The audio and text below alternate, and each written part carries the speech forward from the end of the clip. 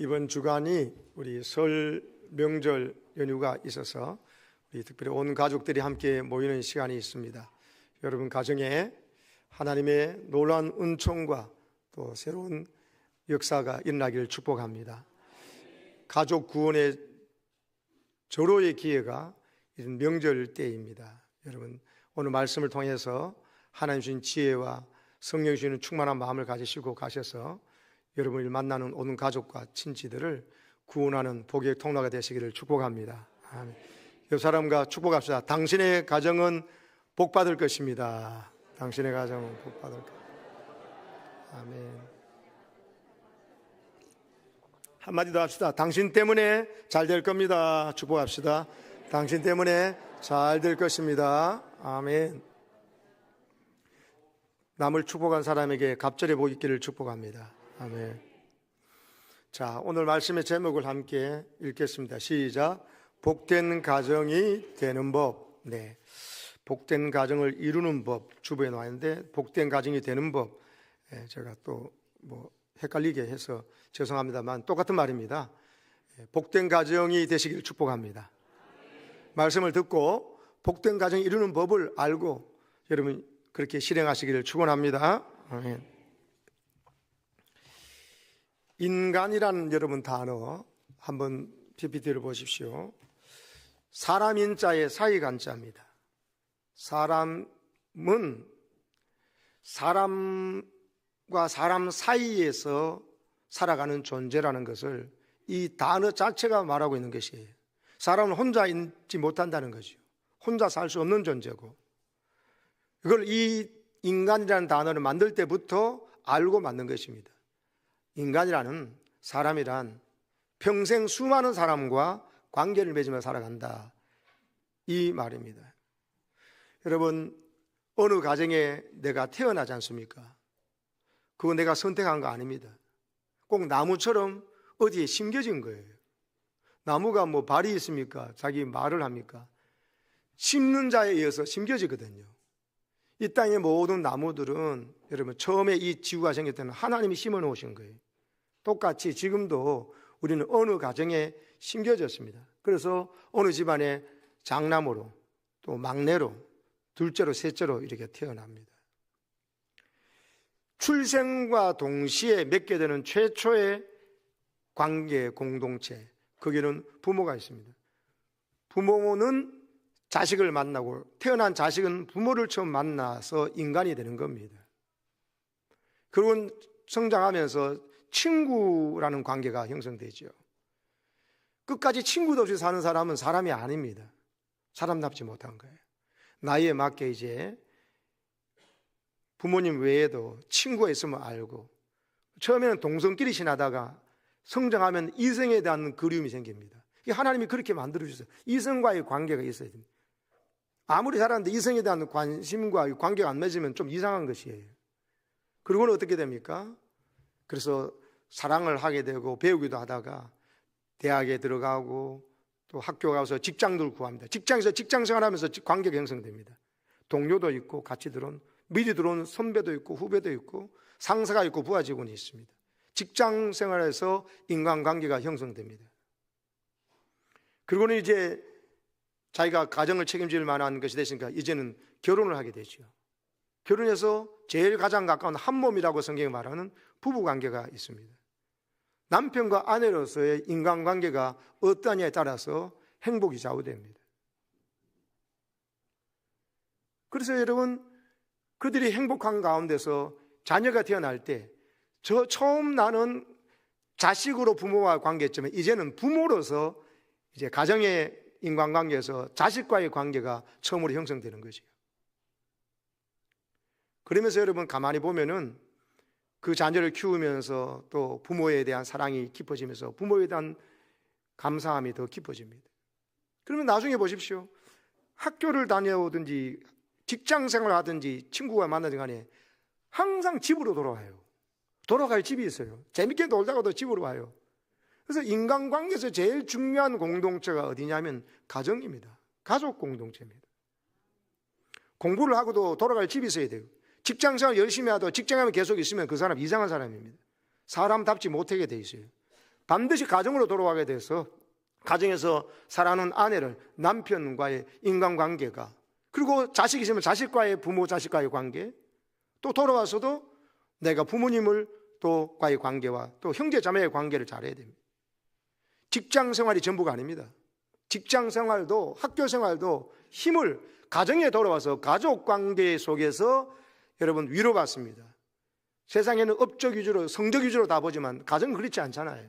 가정은 성적 위주로 보지 않습니다. 성적 기준만 본다면 그건 가정이 아니에요. 업적 기준만 본다면 그건 가정이 아니에요. 하나님 원하시는 가정이 아닙니다. 그래서 천국되게 가정 만들어주는데 천국이 아니라 가정이 지옥돼 버리는 것이에요. 그래서 여러분, 가정이라는 것이 너무 중요합니다. 그러다가 나중에 지내다가 나중에 죽을 때도 가족에 의해서 장례가 치러집니다. 인간의 최초의 출생도 가족에게서 이루어지고요, 중간의 모든 과정도 결국은 가정으로 돌아와서 모든 일을, 학교도 직장도 생활하는 것이고, 그리고는 또 자녀를 낳아가지고 기르는 것도 가정을 통해서고, 그리고는 마지막에 죽는 것도 가족에 의해서 장례가 치러집니다. 장례가 나는데 장례를 치러줄 가족이 없는 것만큼 비참하고 불의한 건 없는 것이요. 존경하고 아쉬워하고 안타까워하며 다시 만날 천국의 소망을 그리며 눈물 지는 사람이 있어야 되거든요. 그래서 여러분, 인간은 출생부터 동시에 최초의 관계 공동체는 가정이고 최후의 관계도 가족 관계입니다. 그래서 가장 친밀하고 가장 오래 지속되는, 죽을 때까지 계속되는 것이 가족입니다. 그래서 가족이 행복하지 못하면은 인생이 행복할 수가 없습니다. 근데 지금 많은 사람들이 착각하고 살아갑니다. 연봉이 중요하다, 월급이 중요하다, 직장이 중요하다는 겁니다. 아닙니다, 여러분. 연봉을 자기가 원하는 거 다 받고 억대가 있다 할지라도, 좋은 집에 있고 좋은 차가 있다 할지라도 가정이 행복하지 못해가지고 지옥같이 사는 사람들이 한두 사람이 아닙니다.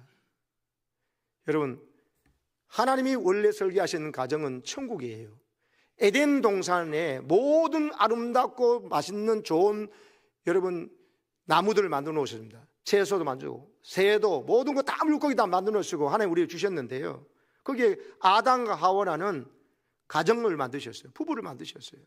그리고 거기에서 자녀들이 태어나게 하셔가지고 가정을 선물 주신 거거든요. 그러면 가정이 사는 그 동산을 에덴 동산을 했잖아요. 에덴은 뜻이 뭐예요? 기쁨이라는 뜻이에요. 기쁨의 동산, 그게 가정이라는 것입니다. 가정이 기쁨의 동산이 안 되면은 이거는 병든 거예요. 잘못된 거예요. 어떻게 해요? 마귀에게 속아 살고 있기 때문에. 마귀에게 어떻게 속습니까? 저 사람 때문에 잘못돼서 그렇다. 나는 원래 그런 게 아닌데, 처음에는 내 뼈 중에 뼈요 살 중에 살이라고 오만 좋은 사랑의 고백하더니만 죄 짓고 나니까 하나님 하지 말라는 것 해버리니까는, 마귀가 하나님대로 시켜버린 대로 해버리니까는, 미혹당해버리니까는 대부분 뭐냐 이거, 하나님께서 주신 저 여자 때문에 내가 이 선악과를 먹었다고 하나님을 원망하고, 아까 그렇게 사랑 고백했던 여자에게 저 여자라고 그래요. 아담이. 사람이 죄 짓게 되면 하나님과의 관계가 깨어지면요, 사람이 이렇게 못나뉘게 됩니다. 그리고 남탓해요. 지옥이 돼버려요. 하나님 지옥 만드신 법이 없어요. 그 하나님의 어마어마한 지혜를 가지고 다 만드셔놓고는 이 지구를 허공에 매다시고 맛있는 거 다 만들어주시고 좋은 거 다 해주시고, 물이 축구공 같은 둥근 지구에 어마어마하게 부어놓고도 물이 쏟아지지 않도록 만드셔요. 우리 머리가 아프지 않게 하셔요. 중력이 작용하는데도. 근데 허공에 지금 지구가 떠 있잖아요. 평평한 게 아니잖아요. 그런 지혜 가운데 모든 먹을 거가 맛있는 거 다 주셔놓고는, 여러분, 그랬는데도 여러분, 거기서 하나님은 우리에게 기쁨의 동산에서 하나님을 잘 섬기고 말씀대로 살아가며 부부가 이렇게 사랑하고 살도록 해줬는데, 죄 짓고 나니까 그렇게 사랑스러웠던 아내가 저 여자가 돼버리잖아요. 여자는 뱀 탓하고 그러면서 쫓겨나게 된 거예요. 이게 누구 작품입니까? 마귀 작품입니다. 마귀가 하나님 주신 우리 가정이 천국 되도록, 기쁨이 넘치는 공동체 되도록 하지 못하도록 하기 위해서 계속 우리에게 미혹질을 하는 겁니다. 잘못된 생각을 심어주는 것입니다. 너는 잘못 없다고, 네 남편이 잘못한 거지, 너는 잘못 없다고, 네 아내가 청소 안 하고 잘못해서 그런 거라고, 또 이거는 부모 내가 잘못한 거 없다, 이 자식이 잘못했다고만 생각하는 것입니다. 무엇을 상처를 주는지 부모도 모를 수가 있고요. 또 자식도 나만큼만 하나지 내 부모님인데 뭐 못해준 게 뭐 있나 하는데 아닙니다. 부모의 마음을 요만큼도 잘 헤아리지 못해서 자기 입장에만 생각하니까 부모님에게 내게 물려줄 뭔가 뭐 그거 없으면 부모님에게 잘 안아버리는 거예요. 계산적인 이해타산적인 마귀가 주는 생각 때문에 그렇습니다. 하나님은요 우리를 그렇게 만드시지 않으셨어요. 어떤 가정이든지 나의 생명을 하나님이 주는 통로가 되어 선물로 낳아준 부모는요 그를 위해서 최선을 다하고 자식은 부모님께 효도해야 되는 것입니다. 5분만 아멘 하시네. 너무나 당연하니까 아멘 하시기를 축복합니다. 자식을 낳은 부모는 어떻게 해야 됩니까? 자기 기준으로 기르는 것이 아니라 하나님께 주는 선물이잖아요. 아까 우리 성시교도 했잖아요. 여러분 자식은 여호와의 주신 기업이라고. 하나님 주신 인류 기업이 있어요. 세계 최고의 기업이 있어요. 그게 자식이에요. 그 기업의 진짜 오너가 되는 하나님의 말씀과 기준으로 잘 기르면 그 기업이 잘 되면 우리 삼성이라는 기업이 잘 되면 밖에 나가면 외국에 나가면 삼성 때문에 어깨를 펴잖아요. 밖에 나가면 나라가 없어요. 그 기업이 있죠. 그래서 대한민국을 자랑스러워하는 거거든요. 그처럼 하나님의 말씀대로 자식을 잘 기르면은 자식 때문에 부끄러운 게 아니라 원수와 성문에서 담판할 때 수치를 당하지 않고 오히려 자랑스럽게 말하게 되도록 만들어 주십니다.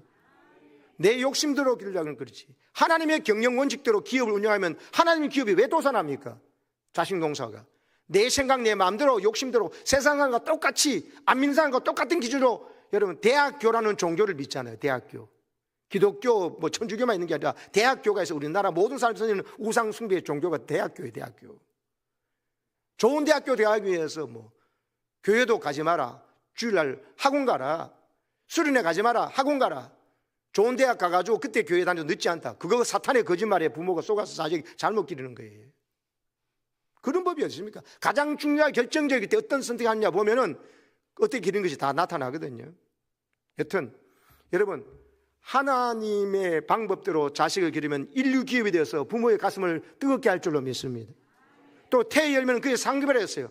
자식을 하나님 주는 상급이래요. 하나님 나에게 훈장 달아주신 거예요. 칭찬하신 거예요.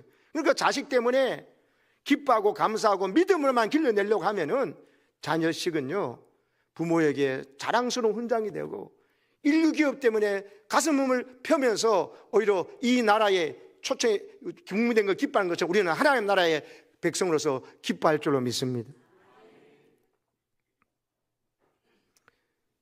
하나님께서 원래 만드신 가정은 이렇게 서로 사랑하는 관계로 사는 거예요. 부부가 사랑하는 관계. 사랑은 뭡니까? 더 못 줘서 안달인 거예요. 왜 내게 일 안 해주냐고 요구하는 것은 사랑이 아니에요. 이 사랑은 하나님이 나를 만들어주시고 이 가정에 심어주셨기 때문에 하나님께 받은 사랑 가지고 우리가 서로 사랑하는 것이거든요. 그 사랑 중에 제일 내 한 몸을 사랑하지 않고 자기 몸을 자기가 찢고 여러분 찌르는 사람은 제정신이 아닌 거잖아요. 그럼 온전한 정신은 자기 한 몸을 자기 몸처럼 사랑하는데 부부가 남편을 아내를 서로를 향해서 여러분 남처럼 여긴다면 그건 정신적인 심각한 문제가 있는 것입니다. 묻지도 따지지도 말고 내 몸은 아끼고 사랑하듯이 남편을 존경하고 아내를 내 몸보다 더 아끼는 이 마음으로 살아가실 때 이게 세상 사람들 이야기 속에서는 그런 무슨 황당한 소리 있겠냐 하겠지만 좀 몇 년 살다 지겨우면 또 다른 사람도 만날 수 이래야겠지만 하나님은 그렇게 말씀하지 않으십니다. 세상 사람으로 살기 때문에 자기가 원하는 대로 선택했기 때문에 나중엔 천국 같지만 몇 달도 못 되고 더 깊은 상처를 주고받으면서 가정이 깨어지고 여러분 살아도 그냥 무늬만 있지 안에는 다 썩어 있는 가정들이 많은 것입니다. 하나님 준 복된 가정 되시기를 축복합니다. 부부를 내 몸처럼 사랑하시고 더 정확하게 말하면 예수님이 나를 사랑하셨듯이 예수님은 자기 생명보다도 나를 더 사랑하셨잖아요. 그렇게 사랑의 마음으로 내 배우자를 바라보시기를 축복합니다. 그게 복된 가정을 이루는 방법입니다. 사랑의 관계는 내가 좀 더 못 줘서 아쉽고 안타까운 마음이거든요. 여러분 꼭 손주들 보듯이요. 더 못 줘가 안달이지 않습니까? 그러듯이. 그러니까요, 사랑하게 되면 서로 의지합니다. 서로 배려합니다. 서로 격려하는 관계라는 거죠. 이렇게 부모도 자식을 바라봐야 되고 자식도 부모를 바라볼 때 나를 하나님의 복의 통로가 되어 주신 부모님께 최고의 경배를, 하나님의 격려하는 단어하고 부모 격려하는 단어가 히브리어 같아요. 또 벌도 같고요. 하나님 섬기듯이 부모 섬기라는 것입니다. 나한테 어느 정도 물려줄 수 있는가 그 계산해가지고 물려줄 거 없다 하시면 안 하고 하는 이런 계산은 사탄이 주어진 생각이에요. 여러분이 부모님께 효도하면요, 부모님께 잘해드리면은 부모님이 여러분에게 복 주는 게 아니라 하나님이 여러분에게 복 주십니다. 이걸 잘 못 깨달아가지고 부모님이 어느 정도 해줄 수 있나를 따지고 계산기 두드리는 거예요. 그건 망하는 법입니다. 사랑하는 여러분, 가정에 대해서 바른 이해를 가지셔야 됩니다. 마귀가 태초부터 가정을 깨뜨렸는데 지금도 2000년 지났다고 가정을 깨뜨리려고 하고 있습니다. 교회 직분은 받고 예수 믿고 세례도 받고 예수의 사람이 됐다는데 생각이, 가정에 대한 생각, 배우자에 대한 생각과 자녀와 부모에 대한 생각이 아직 성경적이 못해서 세상 때가 묻어가지고 세상 관점으로 바라보니까는 가정이 행복하지 못한 거예요. 자꾸 부모 때문에, 우리 부모가 가난해서 또 이 자식이 내 말 문제라서 저 형만 동생만 없으면 이런 생각을 하는데 이게 마귀가 지금 역사하고 있는 증거입니다. 철저한 이기심으로 살아가고 생각하는 것입니다. 나는 문제가 없는데, 나는 변화될 게 없는데 저 사람이 되어야 된다고 생각하는 것입니다. 그럼 여러분, 마귀가 바리새인 만드는 거예요. 가정에 바리새인 때문에 나라가 살아났어요. 딴 사람이 살아났어요. 자기도 행복해요. 자기도 불행하고 남도 불행해지잖아요. 바리새적인 기질, 남의 눈에 티를 빼려고 자기 눈에 들불이 보지 못하는 이런 생각을 마귀가 지금 생각하지 아시고, 예수님 말씀대로 예수님 나를 조건 없이 용납해 주고 인내해 주시고 사랑해 주신 것처럼 내 가족을 여러분 감사함으로 대하고 격려하고 아껴주시고 존중해 주시기를 축복합니다. 결혼하는 대부분의 청년들이 사랑은 달콤해야 되고 저절로 되어야 진짜인 줄로 여깁니다. 맞습니까? 사랑은 달콤해야 되고, 사랑이 달콤하긴 하지만 사랑은 달콤하고 저절로 되는 것입니까? 여러분, 아닙니다. 자신이 점점 신앙이 깊어지면서 인격적으로 성숙해지고 이제 부모님께 받은 사랑 가지고 내 한 남자를, 한 여자를 사랑할 수 있겠다 싶을 때 결혼하는 거예요. 근데 결혼할 때 안 그럽니다. 나를 무조건 이해해주고 받아줄 사람만 찾으니까 그런 사람이 세상에 어디 있습니까? 자기 자신도 안 그러면서, 자기 자신도 남을 무조건 이해하고 받아줍니까? 안 하잖아요. 그래서 예수 안에서 신앙이 성숙해야 돼요. 하나님이 나를 사랑하고 받아준 것처럼 그 사랑 깨달으면 그렇게 사랑할 수 있는 능력이 부어준 줄 깨달아가지고 자기가 이 변화됨을, 진짜 예수가 내 왕이시고 내 주인인 것을 깨닫는 체험이 있어요. 이게 거듭나는 거예요. 성령 충만한 것이에요. 그래가지고 이제는 어떤 남자, 어떤 여자가 하나님께서 만나게 해주시고 신앙적 기준이 맞으면 결혼해서 내가 이 남자를 행복하게 해줘야지, 이 여자를 정말 하나님 날 사랑해줘야지, 멋진 신랑이 돼야지, 예수님 날 사랑해주듯이 이렇게 됐을 때 결혼해야 되는 거예요. 근데 지금 그렇게 결혼 안 합니다. 자기를 무조건 있는 대로 받아주고 잘한다고 할 사람만 찾는 거예요. 자기 변화될 것 생각하지 않고. 그러다 보니까 결혼하다가 나중에 보니까 연애 때는 이랬는데 왜 결혼을 한다면 왜 이래 안 해주냐 하면서 왜 더 잘 안 해주냐 해서 싸우는 거예요. 그러면 또 남자도 말하죠. 네 이럴 줄 몰랐다고. 그래가지고 나도 쏘갔다 그러면서 서로 불행해지는 것입니다. 이걸 깨닫지 못하고 살기 때문에 행복을 원하면서도 가정생활이 불행해지는 것입니다. 사랑하는 여러분, 나를 하나님께서 어떤 가정에 태어나게 하셨든지 그 가정에서 하나님 주시는 사랑과 하나님 주신 은혜를 깨달으시고 해석을 잘 하셨어요. 아픔도 잘 해석하면 영광과 기쁨으로 바뀌게 돼 있어요. 감사한 것은 더욱 감사한 줄 여기고 딴 거하고 비교하지 말고 감사하면서 그 가정 안에서 행복해 하시기를 축복합니다. 이 가정 바꿔야 되는데 남편을 바꾸고 아내를 바꾸고 부모를 바꿀까, 아니면 바꾸지 못하니까 그냥 나가버려야 되겠다, 이게 불행의 모든 씨앗입니다. 여러분, 심겨진 나무처럼 그게 어디에 심었든지 창조자 하나님의 가장 필요한 것에서 가정에 태어나게 하셨고, 또 하나님께서 여기까지 인도하셨다면 그 속에서 최선을 다해서 내가 할 일을 바르게 하면 하나님은 나은 사람 때문에 그 어떤 열악한 환경이 심겨져 있더라도 그 사람 때문에 그곳에 아름다운 하나님의 영광이 가득한 천국 같은 가정 되게 해주십니다. 오늘 성경이 지금 그걸 이야기하고 있잖아요. 여러분, 사사시대가 있어요. 그 땅에 흉년이 들었어요. 사사시대는 왕이 없었다고 그랬잖아요. 세상 사람들은 중앙집권제 왕이 없었다는 뜻도 있지만은 이스라엘은 그런 나라가 아니라 신앙 공동체예요. 하나님이 왕이신다는데 하나님 하지면서 실제로 하나님을 왕으로 섬기지 않았던 시대라는 거예요. 그럼 누가 왕이냐? 자기 자신. 자기 소견에 오른 대로 내가 이렇게 해야 가정이 행복할 것 같아. 이래야 되는 것 같아. 이렇게 하면 자기 생각으로 살아가니까 영적 암흑 시대라는 거예요. 사사시대는 계속 잘 살다가도 잘못한 거 하나님 징계하시면 매 맞아가지고 원수들에게 압박당하고 다 농사진 거 빼앗기고 그러면 울다가 하나님 살려주시면 사사 보내면 회복됐다가 조금 있다가 또 이 사이클이 돌아가는 거예요. 이 반복되는 악순환. 하나님으로 왕으로 인정 안 하는 시대예요. 그때 거기에 흉년이 들었습니다. 하나님 흉년 들게 하면 뜻이 있는 거거든요. 그러면 내가 뭘 잘못했나 돌아보고 하면은 되는데 저 모압 땅은 풍년이 있다고 그러네. 풍년 들었다고 그러네. 그러니까 하나님께 그 심어준 그 나무가 여러분 그걸 싫다고 흉년 들었다고 모압 땅으로 이사를 가버린 거예요. 엘리멜렉이 부인 나오미하고 두 아들 말론과 기론 두 아들 데리고 가는 거예요. 어떻게 됐습니까? 약속의 땅에도 기근이 옵니다. 그때 하나님을 의지하는 법을 배워야 되는데 그 의지하는 법을 안 하고 쉬운 곳 풍년인 곳에 가버리니까 가가지고 모압 땅에서 아들이 그러니까 장가 보내야 되니까 이방 여자를 여러분 결혼시킵니다. 그러고 있는데 어떠냐? 엘리멜렉 이 아버지가 먼저 죽어버려요. 나오면 남편이 죽어버리고 아들 둘이가 모압 여자 결혼시켰는데 아들 둘이 말론과 기론이 둘 다 죽어버리네요. 갑자기 집안에 과부 셋이 된 것입니다. 10년 만에 모압 땅에 온 지. 이 기가 막힌 일이 일어났을 때 여러분 어떻게 해야 됩니까?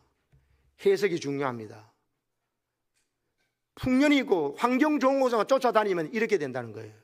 그러나 여러분 내가 잘못 선택해서 이렇게 되가 저렇게 되라도 낙심하지 마세요. 바로 그 자리에서 하나님의 뜻을 깨닫고 하나님께서 있으라는 곳으로 돌아가면은 하나님께서 품으라는 생각을 품고 사건을 해석하면 그때부터 여러분 하나님께서 살려줄 줄로 믿습니다. 이 저주받은 가정 같잖아요. 시아버지 죽고 두 아들 다 죽었잖아요. 한 집에 과부 한 사람들이 나오기 힘든데 셋 과부가 됐으니 그때 나오미가 오늘 여기 바로 앞에 13절에 보면 이런 말을 합니다. 여호와의 손이 나를 치셨으므로 여호와의 손이 나를 치셔서 내 남편도 죽고 두 아들도 죽어버렸다는 거죠. 기근 가운데 있으면서 아들 임신했을 때 애들이 영양분이 제대로 돌아갔겠습니까? 사사시대에.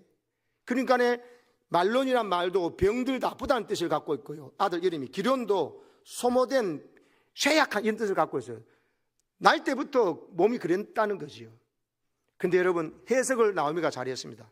어떻게 했습니까?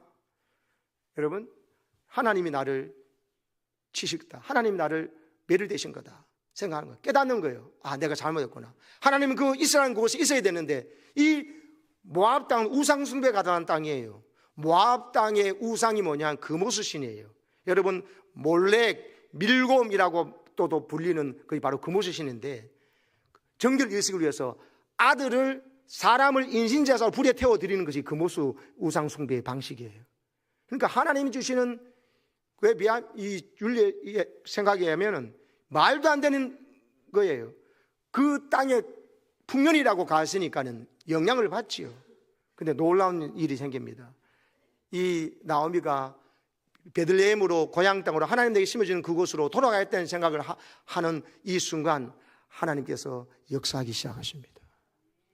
슈브 돌아가다는 것이거든요. 원래 있어야 될 자리로 돌아가라. 네가 있어야 될 자리로. 남편의 자리로 돌아가라. 아내의 자리로 돌아가고 그 자식의 자리로 돌아가야 되는데 어디로요? 하나님 내게 원래 심었던 그 자리. 그 자리는 베들레헴은요. 자기 고향 땅은 결국은 이스라엘 공동체로 하나님을 경외하는 공동체로 돌아가라는 거예요. 신앙이 제일 우선이라는 것입니다. 하나님이 없으면 이방 땅에 가지고 떵떵거리며 살자도 그거 다 망하는 것입니다. 금오수 신과 함께 우상 숭배와 함께 지옥으로 끝나는 것입니다. 아멘이십니까? 내 아들, 딸이, 내 남편이, 내 아내가 돈은 잘 벌고 직장은 잘 다니고 뭐 차도 좋은 거 타고 있는데 그가 신앙이 없어요. 하나님대로 예배의 자리가 없어. 기도의 자리가 없어. 교회의 소중한 지체가 안 되어 그 앉을 아들, 남편과 자녀의 자리가 텅텅 비어있어. 그거 여러분 복이 아닙니다. 복된 가정이 되는 법은 하나님 품으로 돌아가는 것입니다. 그것이 베들레헴으로 돌아간 것이에요. 그러니까 어떻게 했냐, 이 두 며느리가 너무 마음이 아프잖아요. 왜? 이 집이 시집 와가지고 했는데 이 신앙은 좋은 사람이니까 엘리멜렉이란 말 뜻이요, 그 시아버지 이름의 뜻이 하나님이 나의 왕이시다는 뜻이에요. 왕이었던 사사시대에 하나님이 나의 왕이라고 했으니까 부모도 그렇게 이름 지어주는 거 보니까 신앙이 대단한 분이야. 그러나 조금 어려움 당하면은 그때 잊지 못하고 세상적으로도 좋은 곳에 가서 그냥 해버리는 그 정도의 믿음은 없었던 분인 것 같아요. 그러나 여호와 신앙이 있으니까 나오미가 신앙이 좋은 사람인 거 보니까는 여러분 하나님께서 나를 치신 것이다. 하나님 매는 사랑하는 자가 되는가를 생각을 한 거죠. 그래서 돌아가려고 하는 그 순간에 이 두 며느리를 보고 너희들이 너무 젊은데 너 남편 다 죽었으니까는 과부 나 혼자 되니까 내가 알아서 할게. 너희들이 날 책임질을 하지 말고 너희들은 너희 족속에게로 모압 족속으로 가고 모압 족속에는 신을 섬기라고 이렇게 합니다. 그때 둘이 울면서 안 간다고 했는데 여러분 나 생각하지 말고 가라고 자기 딸처럼 며느리를 생각해 주는 거예요. 가라 그럴 때 여러분 이 말론 큰아들의 부인인 며느리인 룻은 어머니를 안 떠나겠다고 하는 거예요. 그 오르바는 어머니의 그 말을 듣고 떠났어요. 근데 룻은 어머니를 자기가 끝까지 책임지겠다는 거예요. 여러분 젊은 과부가 자식도 없이 죽은 남편 때문에 또 이 시집와가 있었던 일을 생각하면 시아버지 죽고 자기 남편 죽고 시동생도 죽고 그럴 때 아이고 이 지긋한 집안 빨리 나가야겠다. 어머니도 가려네. 마음 바뀌기 전에 빨리 가야 되겠다고 가버렸으면 어떻게 됐을까요? 여러분 여기에 하나님이 주신 어마어마한 복의 비밀 갈림길이 여기 있습니다. 이때 나오미가 뭐라고 그랬냐, 오늘 16절 보세요. 룻이 시어머니한테 이런 말 하네. 시어머니 배우고 시어머니라고 그러지 않고 어머니라 그래요. 읽어봅시다. 시작. 룻이 이르되 내게 어머니를 떠나며 어머니를 따르지 말고 돌아가라 강권하지 마옵소서. 어머니께서 가시는 곳에 나도 가고 어머니께서 머무시는 곳에서 나도 머물겠나이다. 어머니의 백성이 나의 백성이 되고 어머니의 하나님이 나의 하나님이 되시리니. 할렐루야. 룻이 저 이스라엘 땅에서 온 이 집안의 남자와 말론과 결혼을 해가지고 여러분 며느리가 됐는데 보니까 신앙 좋은 여러분 나오미 시어머니 때문에 신앙을 좋고 어머니의 하나님을 알게 된 거예요. 여호와 하나님을 알게 된 거예요. 그리고는 지금 일어난 모든 비극을 해석을 한 것이죠. 아내로는 저렇게 말할 수가 없습니다. 어머니 맞습니다. 제가 생각해도 그래야 될 많은 것 같아요. 어머니 잘 계세요. 어머니 건강하시고 앞으로 험한 일 안 당하기 원합니다 하고 갔을 거예요. 안 가는 거예요. 어머니 떠나라고 말하지 마세요. 강간하지 마세요. 어머니 가신 곳에 나도 갑니다. 어머니 머무는 곳에 내가 머물 겁니다. 어머니의 백성이 내 백성이 되고 어머니의 하나님이 내 하나님이 됩니다. 어머니 가서 죽으신 곳에 나도 거기서 죽을 겁니다. 이 약속 안 지키면 하나님이 나의 벌에 벌을 내리기를 원합니다. 이렇게까지 말하니까 잠시 감정적으로 말한 게 아닌 거예요. 신앙적으로 자기 인생을 해석한 거예요. 시아버지 죽고 자기 남편 죽고 시동생 죽고 그래도 하나님을 알고 나니까 그래서 낯설고 물설고 여러분 족속이 다른 이스라엘 족속으로 돌아간다 할 때 어머니를 따라가면서 어머니가 내 끝까지 제게 책임지겠습니다. 연로하신 어머니 어떻게 산다고요? 이 젊은 저도 과부도 못 살았는데요. 제가 어머니 끝까지 책임지고 모실게요 하는 거예요. 다른 어떤 보상이나 다른 어떤 이야기 없어요. 짐을 진 거예요. 내가 이 나무 이 집안에 심겨졌기 때문에. 그러면서 하나님께서 자기 심어준 그 자리에서 자기 할 바 도리를 손해를 무릅쓰고 계산의 상으로는 손해가 보이지만 바보 같은 이야기지만 여러분 어머니를 책임져야 되는 연로하신 어머니를 책임져야겠다는 마음으로 하니 그 어머니 보고도 시어머니라고 하지 않고 어머니라고 그래요. 그러면서 자기 어머니처럼 생각하니 또 먼저 나오미가 며느리를 보고 자기 딸처럼 여겨서 가라 그랬잖아요. 자유를 주었잖아요. 너 끝까지 나를 섬겨야 된다 이러지 않냐고요. 그래 심었더니만 하나님은 더 깊은 은혜로 룻이라는 이 며느리가 어머니를 끝까지 책임지다 또 따라 나서는 거예요. 어머니 하나님이 내 하나님이 되게 하고 여호와 신앙에 철저히 이 금옷이 섬기는 우상 섬기는 신에서 하나님 신앙 완전히 돌아서 가지고 며느리가 했으니까 그 며느리의 마음을 귀여겨서 어머니가 룻과 함께 나오미가 고향 땅으로 돌아오는 겁니다. 돌아오니까 어떻게 됐습니까? 하나님이요, 상상하지도 못할 일을 준비하신 거예요. 소문이 나버리는 거예요. 저 나오미가 흉년 들었다고 갔더니만 왜 돌아왔느냐고. 그러면서 나오미의 이름도 나의 기쁨이라는 뜻이거든요. 나오미는 남편 주고 아들 두 아들 주고 과부고 돼가지고 며느리 또 과부하고 오는데 나의 기쁨이라는 말 이름의 뜻이 됩니까? 나보고 나오미라고 부르지 말라고. 나의 기쁨이라는 이름의 뜻하고 너무 다르다고. 나를 라마라 쓴물 쓰다는 뜻으로 하라고 했지만 하나님은요, 하나님께로 돌아온 나오미, 그리고 어머니를 자기 언어와 모든 게 다른 곳에서 또 과부로서 살고 해야 되는 어림에도 불구하고 어머니를 끝까지 책임지겠다고 하는 이런 착한 마음을 가진 룻에게 하나님은 선물 주십니다. 그 지역의 가장 큰 부자가 여러분 보아스였거든요. 보아스의 밭에 고아 객과 과부를 위해서 모퉁이에 남겨둔 그 이삭 죽기를 하러 룻이 간 겁니다. 자존심 다 내놓고. 왜? 어머니 밥을 내드려야 되니까요. 돌아왔는데 뭐 아무것도 없잖아요. 그 하다가 보아스의 밭에 갔다가 마침 그래서 보아스 눈에 띄어서 저 아름다운 여인이 누구냐고. 네, 원래 모함 제자인데 나오미의 며느리인데 시아버지하고 자기 남편 다 돌아가셨는데도 불구하고 어머니 모시려고 이까지 오는 아름다운 여인입니다. 소문 다 났어요. 보아스가 원래 부인이 죽어 있는 상태예요. 그래서 안 그래도 부인을 맞아야 되는데 이 룻을 이 유력한 부자의 보아스의 부인이 되도록 하나님께서 길을 열어주셨습니다. 재혼이 됐는데 진짜 여러분 엄청난 일이 벌어집니다.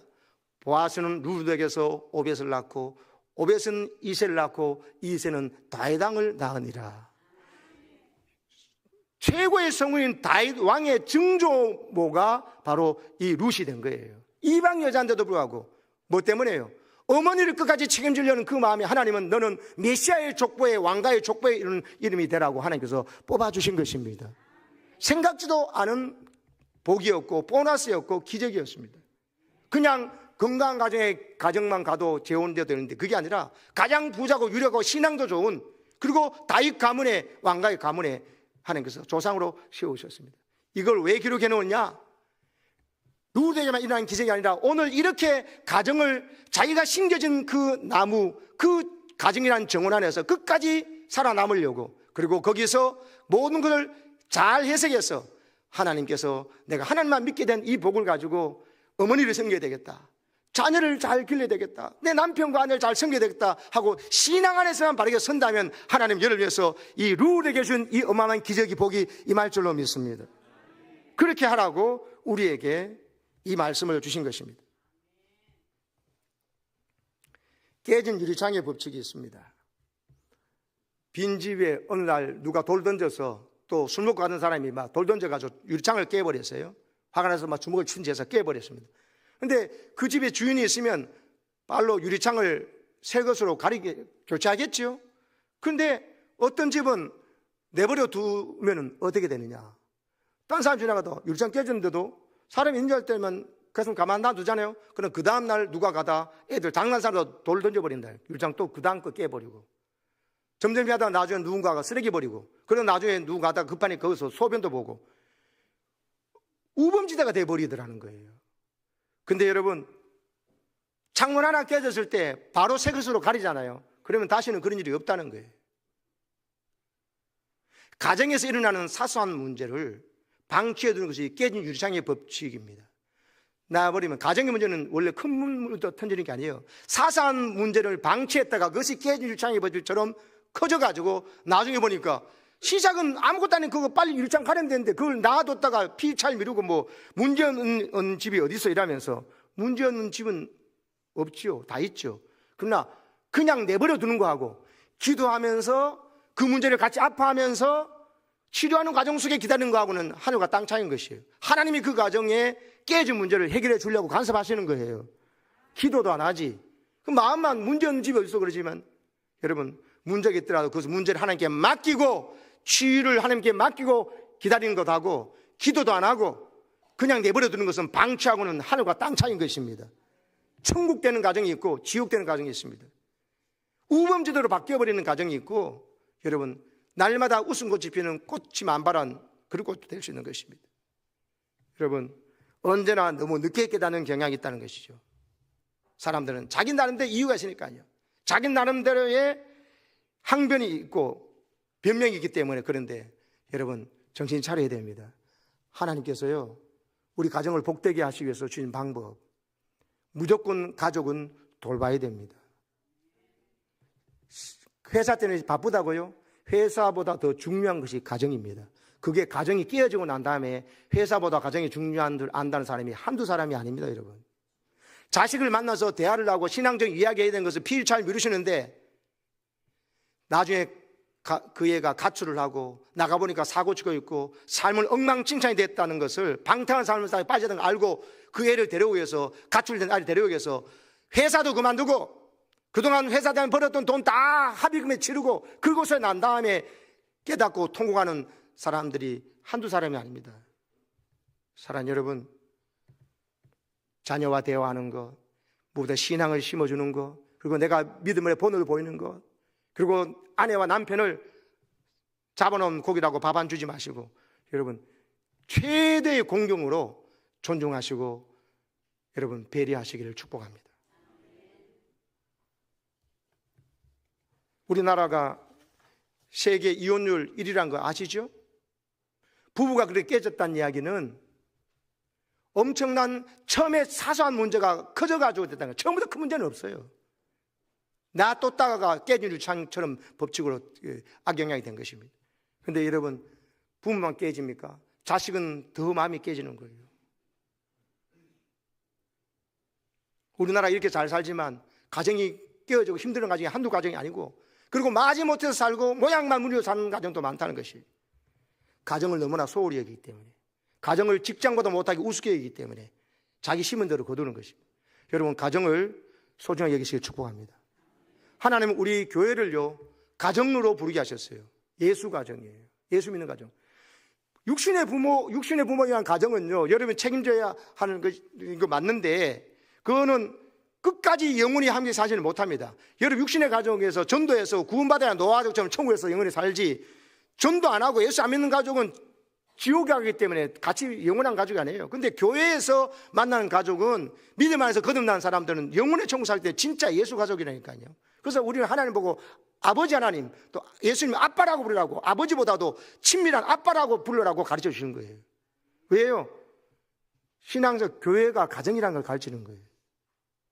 교회에서 은혜 받아야 가정에 가서 그렇게 남편과 자식, 부모를 대할 힘이 생기잖아요. 지혜가 생기고 성령의 충만함이 생기지 않습니까? 그리고 예수님도 자기를 신랑이라 부르요. 신랑 예수님, 신부는 너를 내가 책임져 준다. 신랑 예수를 믿어라. 그럼 너 신부 너 바람 피우지 말라 그런 거 아니에요. 내가 책임져 주겠다니까. 근데 자꾸 바람 피우려고 세상 기웃기웃거리는 거 아닙니까?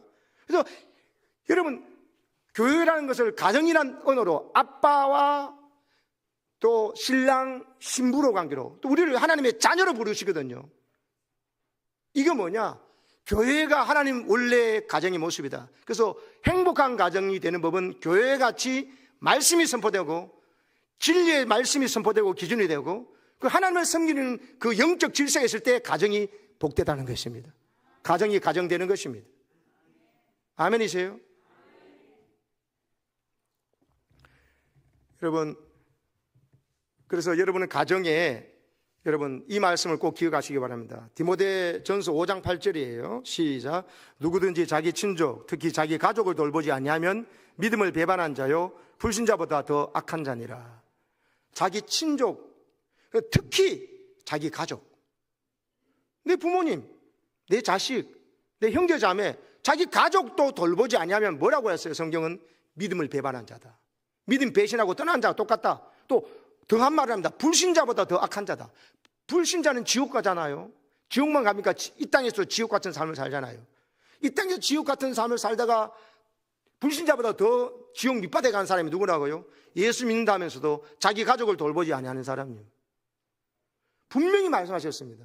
사랑하는 여러분, 직장생활 바쁘다는 핑계로, 공부하는 거 바쁘다는 핑계로 부모님에게 여러분 성지지도 못하고 전화도 못하고 찾아가지도 못하고, 그거 여러분 큰일 나는 겁니다. 시간을 내셔야 돼요. 아무리 바빠도 가장 소중한 가치를 알아야 되거든요. 부모님 다 돌아가시고 난 다음엔 후회도 소용이 없습니다. 그리고 여러분, 형제 자매끼리도 서로 시간을 가지고 내 자식과 대화 나눌 시간을 마련하셔야 돼. 신앙을 심어줄, 직장은 빨리 가라, 학교는 빨리 가라, 학원은 가라 그러면서 수련회 가는 데는 가지 말고 대학 좋은 데 갔다 오고 난 다음에 가라. 안 됩니다. 가장 중요한 선택 때 신앙보다 세상을 택했기 때문에 그 청년은 대학 가도 하나님 안 가면서 주일날도 어기고 학원 가면서 좋은 성적 받아서 대학 가가지고 여러분 하나님 떠날 뿐만 아니라 부모도 떠나게 돼 있어요. 부모의 대못을 받게 돼 있어요. 제가 그거를 수십 년 동안 봐왔습니다. 여러분, 좋은 직장 다니고 좋은 대학 가는 것이 중요한 게 아니에요. 자식에게 신앙을 물려주시기 바랍니다. 누구처럼 어머니 하나님이 내 하나님이라는 말을 소원에도 불구하고 고백할 수 있어야 됩니다. 그때 하나님이 책임져 주시고 하나님은 감히 룻도 나오미도 상상하지 못하는 그 다음 복을 준비하고 계신 것입니다. 이번에 목사의 수련회 제주도 다녀왔습니다. 자기 회장으로서 모든 일정과 또 식당과 이런 걸 제가 지난번 우리 안식년 때 한 달 제주살이 하면서 했던 자료를 가지고 섬겼더니만 목사님과 사모님들이 얼마나 행복하는지 또 그거 보니까 저도 행복하대요. 그래서 행복하는데 정동랑 목사님, 저기 왼쪽에 가운데 계시는 송악대교 원로 목사님께서 제주도 가서 은퇴하시고 제주도에 가서 숲 해설가로 계시거든요. 저 제주 한라 생태 숲에 가서 우리 40명 목사 사모님들이 설명을 들었습니다. 그러면서 저 오른쪽에 위에 있는 저 나무를 설명을 하는 게 인상 깊었습니다. 멀리서 보니까 나무 한 그루 같지요. 5그루입니다. 5그루. 근데 나무 하나처럼 보인다니까요. 저게 꼭 가족과 똑같아요. 제일 먼저 생긴 오른쪽 나무, 그 다음 생긴 왼쪽 나무, 엄마 아빠 같고, 그 다음에 둘째가 오른쪽 저기 밑에 있는 거, 또 왼쪽 위에 있는 것이 새끼 나무인데요. 크기가 너무 다른데 모두 다가 가운데로는 가지를 많이 안 뽑고 조금만 뽑고요. 왜? 그러면 자기들끼리 부딪혀가지고 상처 주고 꺾여지니까.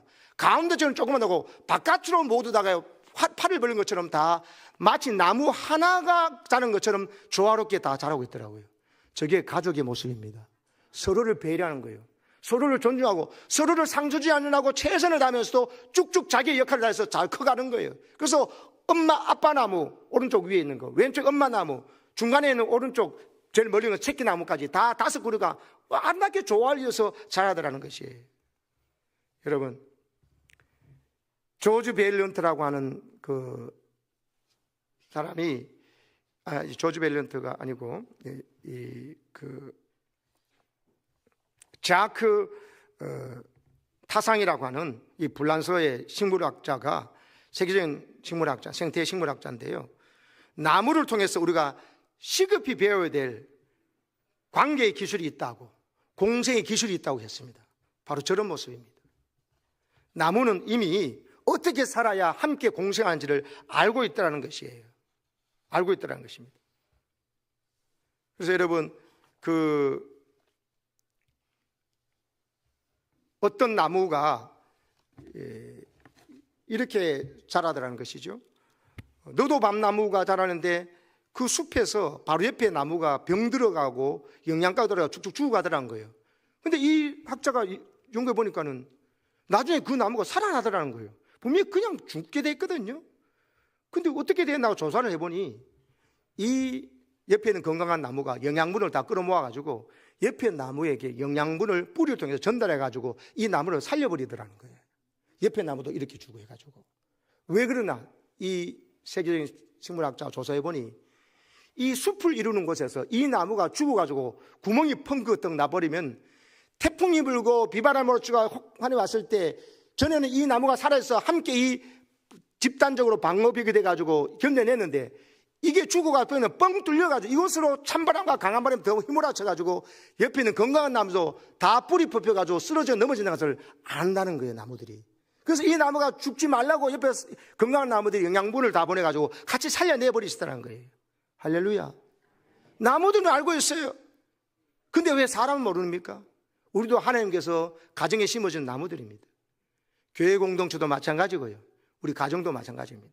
여러분, 하나님께서 주신 귀한 마음과 사랑 가지고 옆에 가족들을 세심하게 살피시고 대화의 시간을 가지시기를 축복합니다. 함께 밥 먹고 영적인 대화를 나누시기 바랍니다. 월급 그거 중요한 거 아닙니다. 건강보다 더 중요한 것, 신앙입니다. 신앙. 룻처럼 하나님만 붙잡으니까 보세요. 상상도 못한 일이 벌어졌잖아요. 아멘이십니까? 제가 전에 말씀드렸죠. 저 미국 옐로스톤의 레이크우드 저 나무 116m 높이 저 엄청난 나무, 저거 세계가 큰 나무가 저기 있는데 어떻게 됐냐? 그 다음 보십시오. 저 나무 둘레가 얼마나 큽니까? 사람이 그 다음 넘겨주세요. 이 수령이 2400년이나 살고 있어요. 저런 나무들인데 어른 10명 손잡아도 안 될 만큼 이렇게 거목으로 자랐어. 왜 그런가? 그 다음요. 이 지역이요, 밑에가 안반을 가져가지고 나무 뿌리가 안반을 뚫고 들어갈 수가 없잖아요. 그래서 안반을 끼고 옆으로 돌아가지고 자랍니다. 그런데 어떻게 100m가 넘게 자랄 수 있나요? 바람이 불고 태풍이 불면 쓰러진대. 안 쓰러지는 게 이유가 뭐냐? 그 다음 보십시오. 이 나무들 밑에 뿌리들이 2, 3m 이상 못 내려가. 그럼 어떻게 100m까지 올라가서 나무 크느냐? 옆으로 저기들끼리 서로 연대해가지고 뿌리가 뿌리에 서로 붙잡아주고 있더라는 거예요. 그 다음요. 마치 숲 자체가 나무 하나인 것처럼 자라고 있더라는 거예요. 그래서 뿌리는 깊이 내리지 못하는, 왜? 하나님께 심어준 그 땅이 돌이 많으니까. 그럼 아이고 난 돌 많은 데 심어줬네. 난 뭐 죽어버려야지. 아니면 딴 데 가야지. 딴 데 갈 수도 없고 죽을 수도 없어요. 거기에서 돌을 끼면서 어떻게 해요? 이 열악한 환경에 날 심어줬나 하지 않고 옆에 나무 뿌리끼리 서로 연대가 서로 붙잡아주고 서로 지켜주고 지탱하다 보니까는 그 다음 어떻게 해요? 저렇게 2400년 된 나무도 있으면서 100m가 넘는 나무가 세계 최고의 높이의 거목이 되었더라. 가정이라는 숲을 이루면서 나를 그 자리에 심어줬으면 끝까지 그 자리에 심겨져서 내 할 일만 하시기를 축복합니다. 서로 붙들어주고 서로 의지하는 삶을 살면 하나님께서 나를 저렇게 거목 만들어준다는 거예요. 우리 가정을 룻과 가정처럼 슬픔과 창피한, 그래서 나를 나오미라 부르지 말했던 나오미가 이제는 우리 집안에 며느리 잘 들어와서 또 며느리를 내 딸로 말해주더니만, 그러니까 그 딸은 나를 시어머니라 그러지 않고 어머니라 부르면서 책임져드리는 하나님은 더 큰 복을 주셔서 우리 집안을 이스라엘에서 가장 명문 집안으로 만드신 이런 복을 우리 명수대 가족들도 꼭 누리시기를 축복합니다.